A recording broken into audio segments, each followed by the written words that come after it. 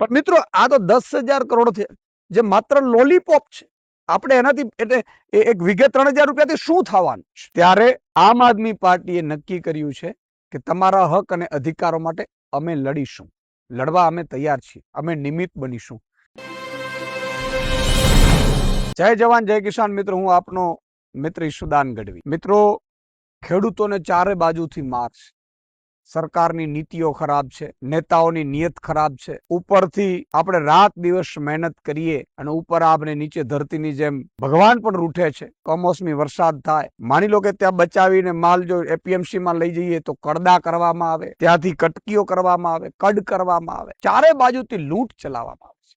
ખાતર બિયારણ મોંઘું કરી દીધું. આ બધા પ્રશ્નો છે ને, એ પ્રશ્નો માટે આપણે ધીરે ધીરે એક થઈ રહ્યા છે. ખેડૂત જે ખેડૂત વિરોધી છે એને આ પેટમાં તેલ રેડાયું છે. તમે જુઓ, કડદા પ્રથામાં બોટાદમાં એક થયા હજારો ખેડૂતો. ભલે રાજુ કરપડા, પ્રવીણ રામશેઠના નેતાઓ જેલમાં જવું પડ્યું, પણ ગુજરાતમાં કડદા પ્રથાની ચર્ચા ચાલુ થઈ. ખેડૂતો જાગૃત થયા અને ખેડૂતોએ વિચાર કર્યો કે વાત સાચી છે, આ કડદા પ્રથા બંધ થવા જોઈએ. પછી તમે જુઓ આપણી માંગોને લઈને કે હેક્ટરે 50,000 મળવી જોઈએ, રાહત મળવી જોઈએ, ઉદ્યોગપતિઓના દેવા માફ થાય તો અમારા કેમ નહીં, આ બધા મુદ્દાઓને લઈને કિસાન મહાપંચાયત યોજાઈ. એમાં 1 લાખથી વધુ ખેડૂતો આવ્યા.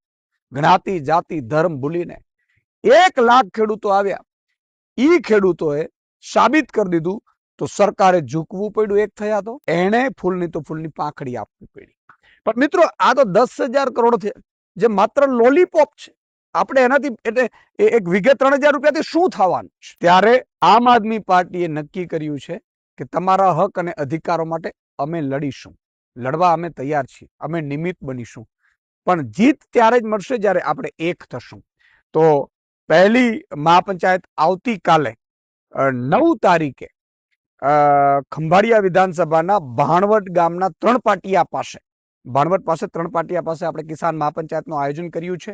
તો સૌ ખેડૂતોને વિનંતી કરું છું, દ્વારકા જિલ્લાના, જામનગર જિલ્લાના, પોરબંદર જિલ્લાના તમામ ખેડૂતો જ્ઞાતિ જાતિ ધર્મ ભૂલીને એક થઈ અને એકઠા ખાલી થાવ.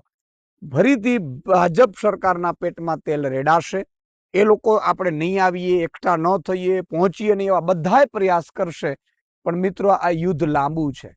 અમે લડવા માટે તૈયાર છીએ, પણ આપણે જીત ત્યારે જ મળશે જ્યારે આપણે સૌ એકઠા થશું.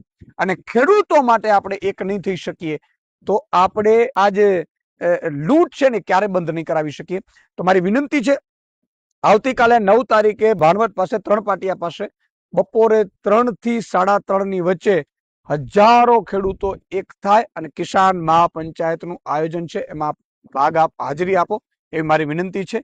જય જવાન જય કિસાન. આ કિસાન મહાપંચાયતમાં હું હોઈશ, અમારા ગોપાલભાઈ ઇટાલિયા હશે, અમારા તમામ પ્રદેશના નેતાઓ હશે, ધારાસભ્યો હશે, અમારા આગેવાનો હશે, સાગરભાઈ છે, સામતભાઈ છે, હેમંતભાઈ ખવા છે, બધા આગેવાનો, યુવરાજસિંહ આવશે, રાજુભાઈ સોલંકી આવશે, પરેશ ગોસ્વામીજી આવશે, બધા નેતૃત્વ આવશે. ખેડૂતોનો જે અવાજ ઉઠાવે છે. તો આપ સૌને ફરીથી આમંત્રણ પાઠવું છું. બધા લોકો 2 કલાક કામ મૂકીને પણ પધારજો એવી વિનંતી છે. જય જવાન જય કિસાન.